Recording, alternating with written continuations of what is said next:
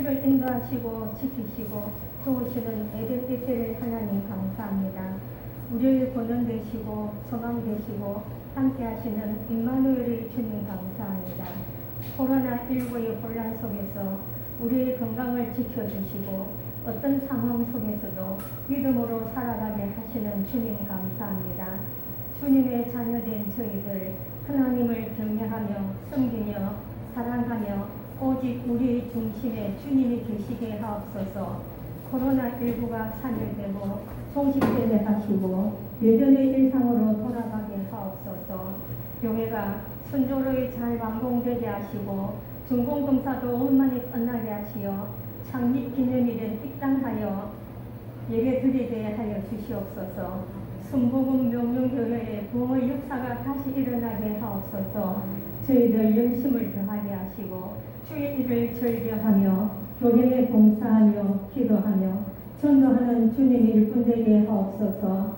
목사님의 말씀에 주님의 능력으로 은혜를 내리시고 우리의 믿음을 다시 돌아보게 하옵시고 주님 뜻대로 행하는 저희들 되게 하옵소서. 언제나 주님께 감사를 드리며 예수님 이름으로 기도드리옵나이다.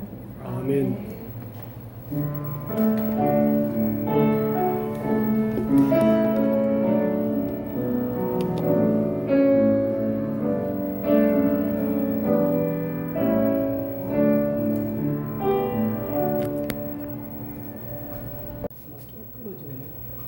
그래서 사람은 외적으로 숫자가 많으면 좋다고 그러고요.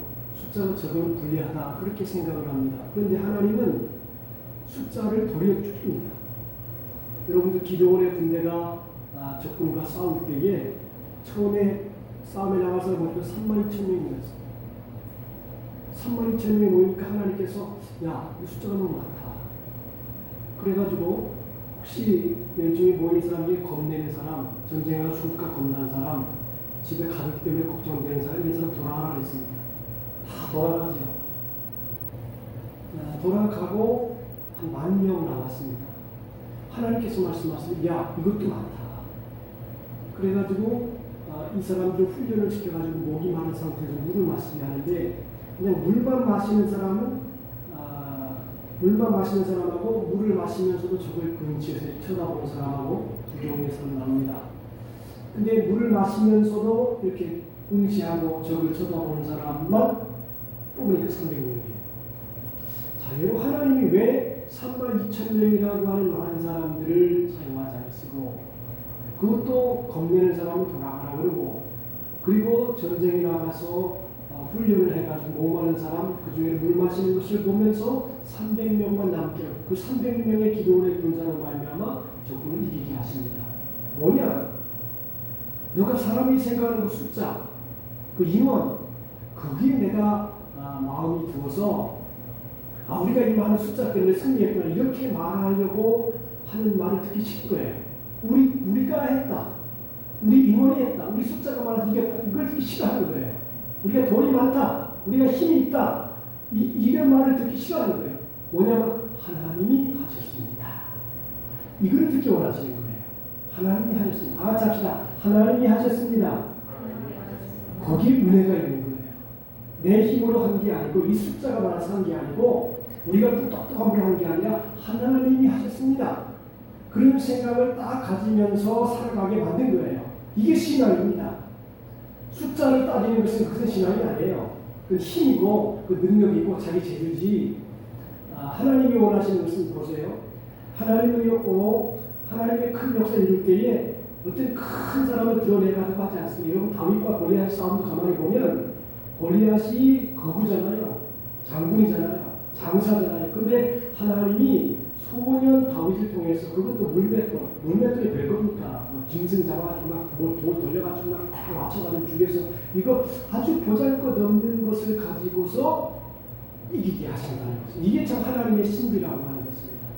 그래서 우리가 신앙적으로 무슨 일을 할 때에 너무 큰 거 바라보지 말고 힘 있는 거 바라보지 말고 주님만 있으면 됩니다. 이게 하나님이 원하시는 답이에요. 다 같이 합시다. 주님이면 다 됩니다.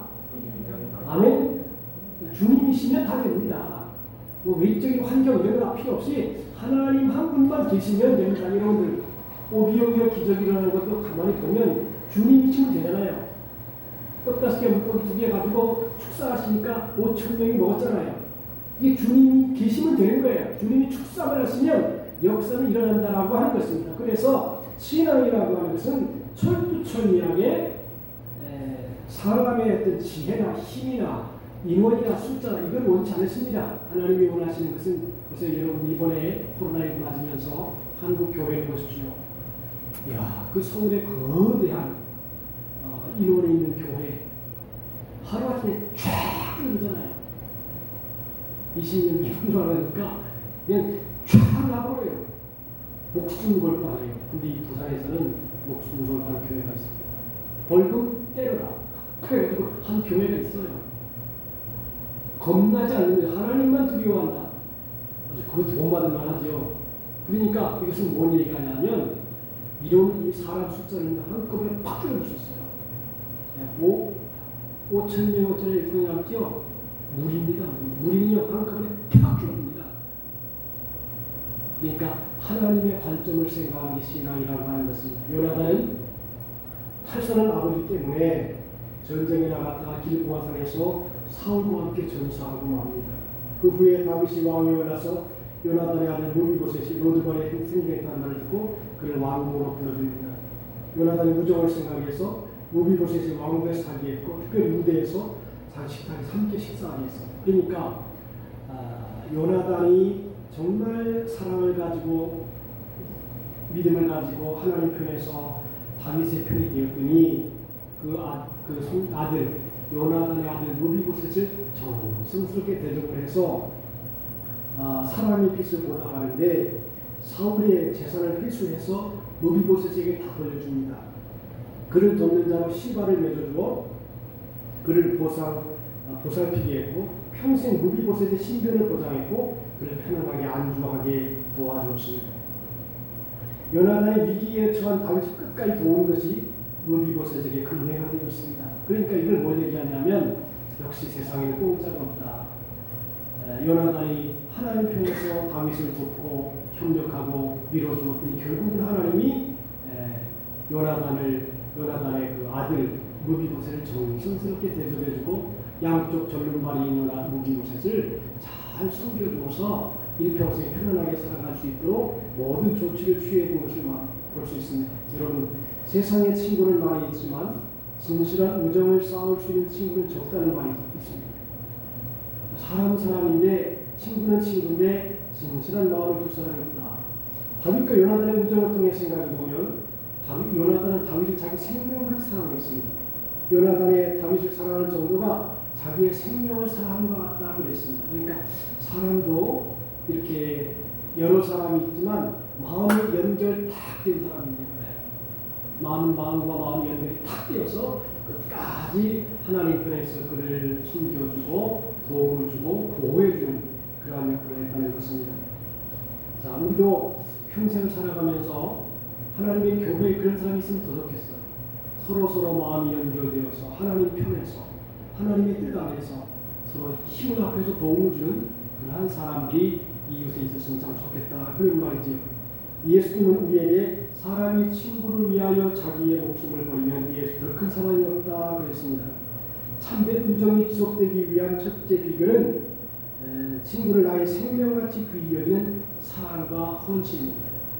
그래서 우리가 친구를 위해서 이 다윗을 보면 요나단을 보면 다윗을 위해서 이 요나단과 사울 아버지와 자식까지 사이잖아요. 아들하고 아버지 사이인데 이 요나단은 자기 아버지라고 하는 것 때문에 아버지 편을 들지 않습니다. 하나님 편에 서서 다윗의 편이 됩니다. 중요한 얘기예요. 아무리 혈육간이라 할지라도 하나님 편에 서지 아니하면 그 편에서 꾸중하고 잘못됐다고 그리고 바른 길을 걸어갈 수 있도록 충고해주고 훈계해준다는 것입니다. 다윗은 블레셋의 친구로 위태로운 지경에 있던 이스라엘을 구했지만 사울은 시기심으로 인해서 다윗을 죽이라고 했습니다. 이때 요나단은 무지한 다윗을 죽이게 된다면 범죄하는 것이라고 아버지 사울에게 충고합니다. 요나단은 불의한 일을 행하는 아버지 입장에 서지 아니하고 의로운 친구 다윗을 변호합니다. 이게 참 중요한 것입니다. 의로움 앞에 서는 거죠.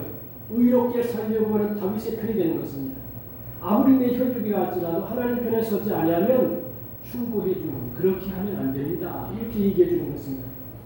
이런 요나단의 행위가 두 사람의 우정을 아주 견고하게 만들어 주었습니다. 참된 우정은 친구가 위험에 처하게 되었을 때 하나님의 말씀에 근거해서 용기 있게 변호해 주는 것입니다. 그러니까 하나님 편에 쓴다는 게 참 중요한 것입니다. 여러분들 우리 평생 하나님 편에 설 수 있게 되기를 바랍니다. 하나님이 원하시는 끝 하나님이 원하는 선한 생각, 그 생각에 서야 된다는 것. 그러면서 하나님께서 함께 계시기를 기원했습니다. 위기에서 벗어난 다윗이 먼 길을 떠나려고 할 때 요나단 두 사람 사이에 서서 여호와께서 영원히 함께 계시기를 기원했습니다. 두 사람이 인정에 이끌린 친구에게 앞서서 같은 하나님을 섬기는 신앙적인 친구였기에 더욱 깊은 우정이 맺어지게 되는 것입니다.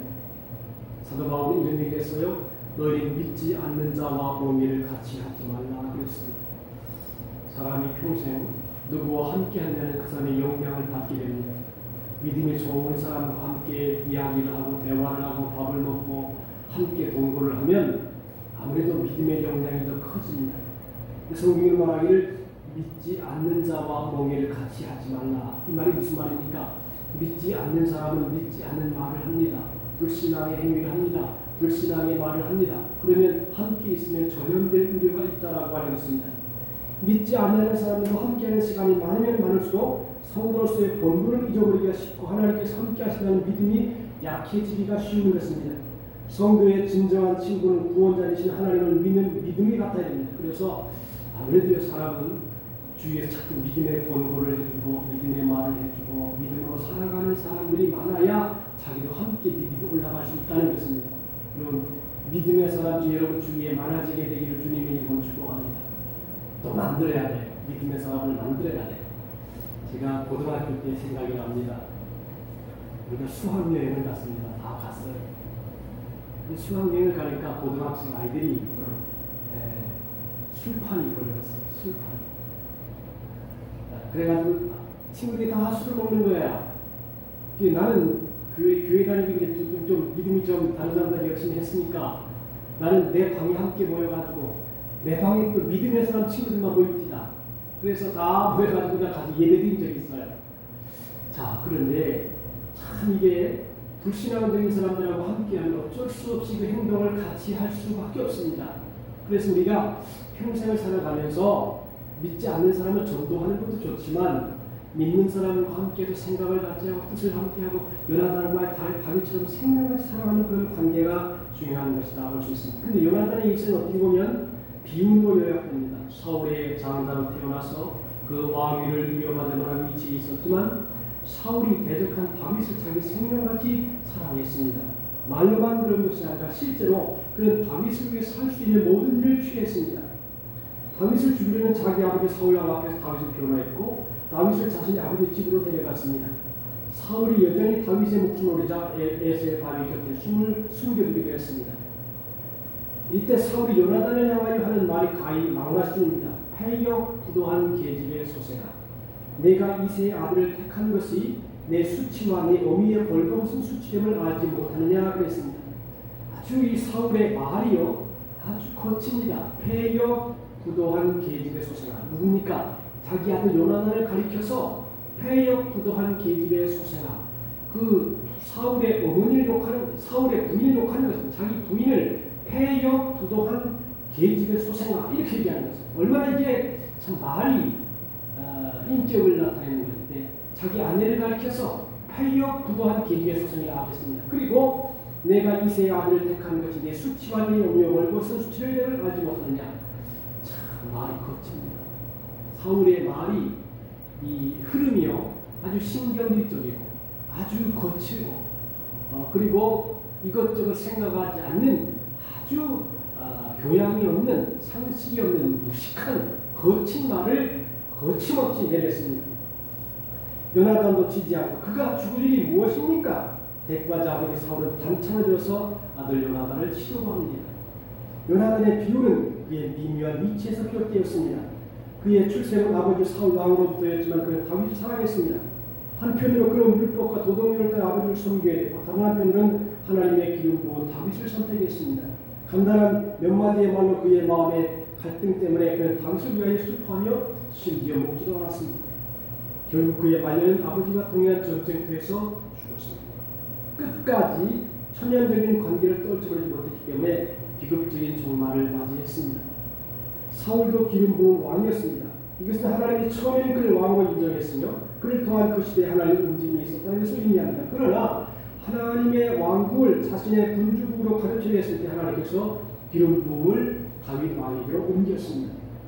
이것이 그 시대 하나님의 움직임이 사울로부터 다윗으로 옮겨가는 것입니다. 그러니까 하나님께서 사람을 쓰시려고 해도 그 사람이 하나님 마음에 계속 회개하지 않냐고 합당하지 않은 행동을 하면 그것을 옮기는 것입니다. 촛대를 옮겨서 이 사람은 안 되겠다. 그래서 다른 사람을 들어서 쓰시는 것입니다. 그러니까 사울이 계속적으로 불신앙의 말을 하고 불신의 행동을 하고 순종하지 아니하니까 하나님께서 넌 안 되겠으니까 이제 다윗에게로 옮겨야 되겠다. 그래서 기름 부음을 다윗에게로 옮겨갑니다.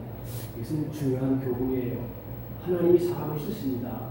귀하게 쓰시는데 그 귀하게 쓰다가 사울처럼 아주 하나님의 말씀을 거역하고 또 신경질적이 되고 또 거칠고 그 언어가 하나님 보기에 합당하지 아니하면 이 사람은 안 되겠다. 그래서 하나님이 그 하나님의 주권을 하나님의 은혜를 다른 사람에게 넘겨다라고 하는 것입니다.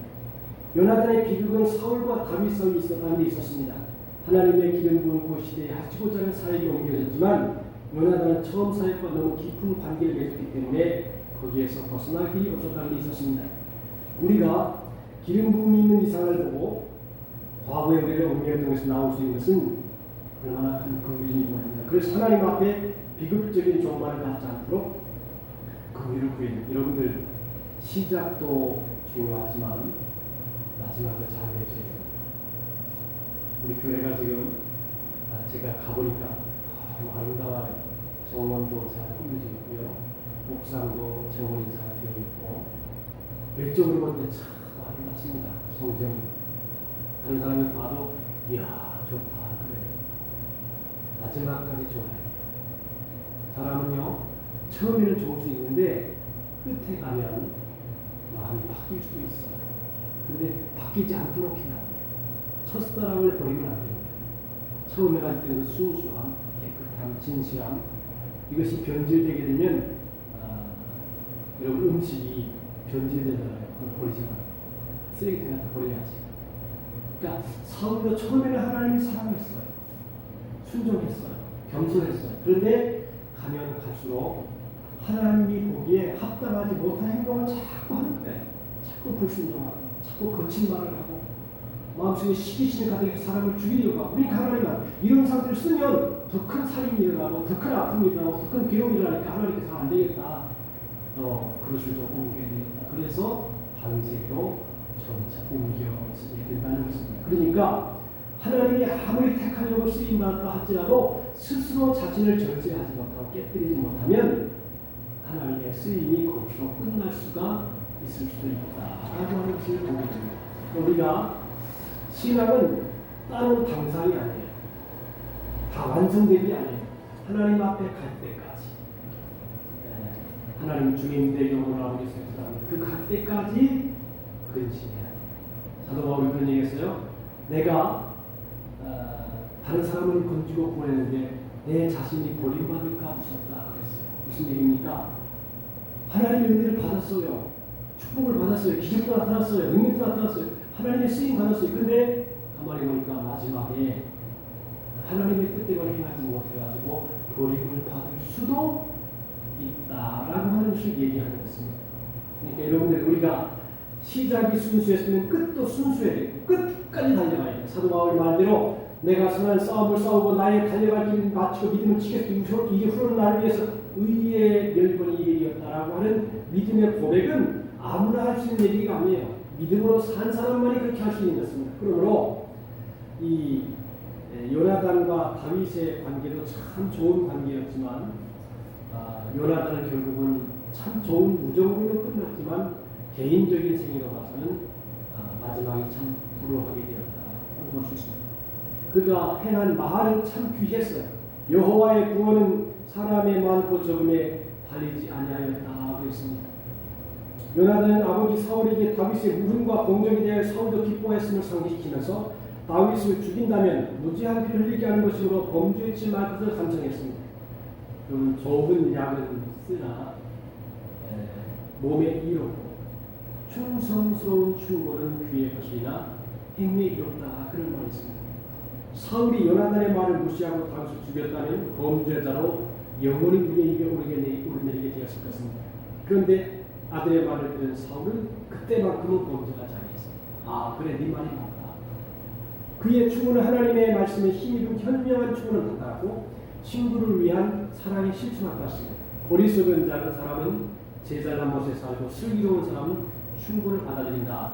잠언 12장 15절의 말씀입니다. 의미가 있죠. 어리석은 사람은 제 기분 내키는 대로 제일 잘난 대로 지 뜻대로 막 살지만 슬기로운 사람은 충고를 잘 마음에 새겨서 받아들인다는 것입니다. 덕망 있는 사람에게 신앙까지 갖춰진 경우가 요나단이다. 그렇게 얘기합니다. 다윗의 공적들이 요나단이 있었습니다. 사랑은 헌신적인 봉사가 뒷단에 자기 희생 없이는 사랑이 결실이 없습니다. 사욕이 없는 사랑의 봉사는 그 자손에게까지 축복의 조건이 됩니다. 다윗은 은혜를 아는 사람이었습니다. 그 은혜는 우정에 대한 의리였습니다. 은혜를 잊지 말고 갚는 사람이 되어야 된다. 여러분들 우리가 이렇게 뒤돌아보면 우리에게 은혜를 입혀준 사람이 많아요. 그죠? 우리 혼자 이렇게 된 게 아니잖아요. 하나님의 은혜로 도왔잖아요. 하나님의 섭리 속에 하나님이 사람을 보내주시고 물질을 보내주시고 이웃을 보내주시고 주위의 사람들을 격려하게 해주시고 기도해주시고 이렇게 된 거잖아요. 우리가 혼자 지금까지 온 게 아니잖아요. 하나님의 위로 속에 왔잖아요. 중간중간에. 그러므로 좀 철이 든 사람, 이 은혜를 어떻게 하면 좀 갚아볼까? 은혜를 좀 어떻게 하면 갚을까? 이런 생각을 한다는 거죠. 여호와께서 내게 준 모든 은혜를 내가 무엇을 보답할까? 그런 마음으로 살아간다는 것입니다. 요나단이라는 그 동명이인이 있습니다. 모세 손자 게르손의 아들 단에 있는 미가의 집 우상의 제사장이 있고 다윗의 형 시므이의 아들이 있고 가드의 장수로 키가 장대하고 손발이 6가지를 죽였던 자가 있습니다. 다윗의 숙부인데 모세의 설교하는 자가 있습니다. 이 밖에 유대국 시드기야와 함께 설교하느라 방백들 예레미야를 때려서 저희 집에 있던 감옥에 가두었던 자가 있고 아사엘의 아들이요 제사장인 이방 여자 아들을 함을 금지한 자가 있습니다. 여러 가지 이름을 이런 사람이 있는데 세상에는 많은 사람이 살고 있고 또 많은 친구가 있습니다. 우리가 좋은 친구가 되어지고 또 하나님의 마음에 합한 자가 되어서 또 좋은 우정을 만들어 가야 돼요. 좋은 사람을 만들어야 돼요. 다윗과 요나단의 우정은 참 아주 귀한 우정입니다. 오늘도 우리가 인생을 살아가면서 좋은 사람을 만나고 내가 좋은 사람이 되어지고 그래서 하나님 중심으로 살아가는 우리 모두가 될 수 있기를 주님의 이름으로 축복합니다. 기도합시다. 하나님 아버지 감사합니다. 요나단과 다윗의 풍성한 사랑의 행동을 오늘 말씀을 통해서 상고해 보았습니다. 서로를 위로해주고 서로를 격려하며 또 하나님 중심의 생각을 가지고 행동을 했습니다. 오늘도 우리와 하여금 날마다 주님 중심으로 살아가게 하시고 주님 중심으로 말하게 하시고 주님 중심으로 살아감을 통해 하나님께 영광을 돌리게 해 주옵소서. 예수님의 이름으로 기도하옵나이다. 아멘. 241장 찬송하겠습니다.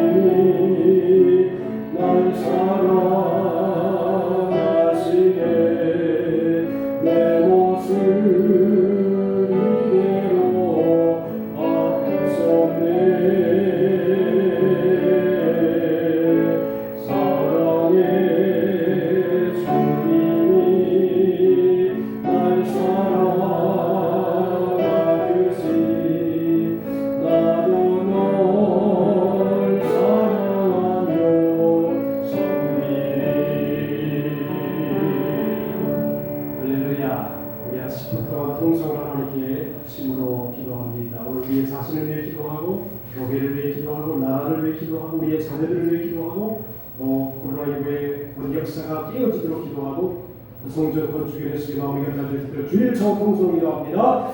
주여 하나님의 감사합니다. 성령의 주님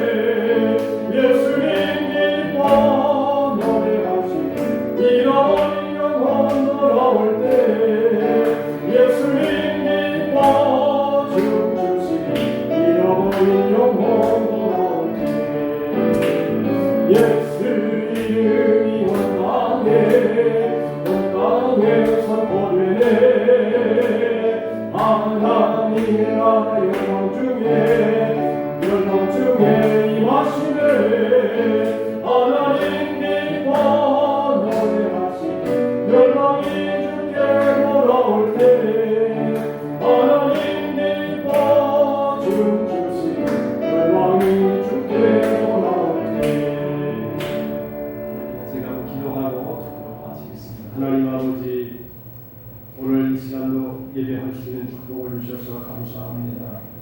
우리 특별히 하나님의 사랑하는 우리 백집사님을 축복해 주시고 하나님의 전에서 수고하고 헌신하는 성기를 생각해 주시고 영육간에 건강하게 하시며 하는 사업이 복되게 하여 주시옵시고 그 가위를 축복하시고 그 자손에게 복의 복을 더해 주셔서 하나님의 은혜 가운데 거하게 도와 주옵소서. 어머님 같은 신앙 끝까지 가슴 속에 집어넣고 영광의 도구 은혜의 도구 쓰임받은 축복의 생애가 되되 다윗처럼 늙도록 구하고 존귀한 생애 될 수 있도록 이 백지사님의 복의 복을 더하여 주시옵소서. 좋은 것으로 채워 주시옵시고 넘치는 은혜를 부어 주셔서 승리하게 도와 주옵소서. 하나님 권주수 권사님을 축복해 주시고 매일 새벽마다 부르짖는 간구하는 기도를 들으시고 그 땅에게 복을 받으시고 사비대의 은혜 속에 거하게 하시고 자손 만대까지 복을 받아 하나님 앞에 영광 드리는 기도의 어머니가 되게 하여 주시옵소서. 권주수 권사님을 영육간에 강건하게 지켜주시고 날마다 승리하며 날마다 힘을 얻도록 기도할 때마다 하나님의 여전히 역사가 일어나게 도와주옵소서.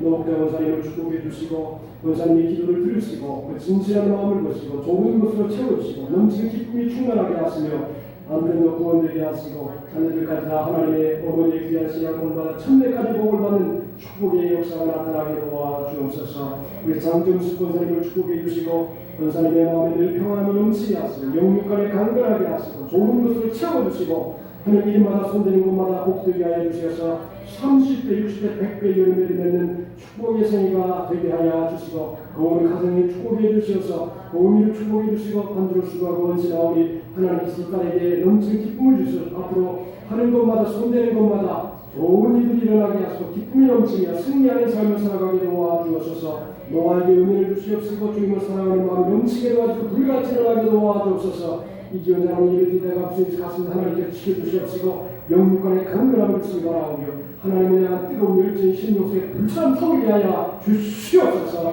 오늘 함께 하심을 감사하며 돌아가는 발걸음나 복의 복을 더하시고 은혜를 넘치게 도와주시기 원하오며 이제 우리 주 예수 그리스도의 크신 은혜와 하나님 아버지 극진하신 사랑하심과 보혜사 성령님의 감화 감동해 충만한 축복의 역사가 오늘 예배드린 하나님의 귀한 자녀들의 생애 삶 일터사 가정과 한 교회를 위해 또 모든 일을 위해 은혜가 넘치게 도와주시기를 예수님의 이름으로 축원하옵나이다. 아멘.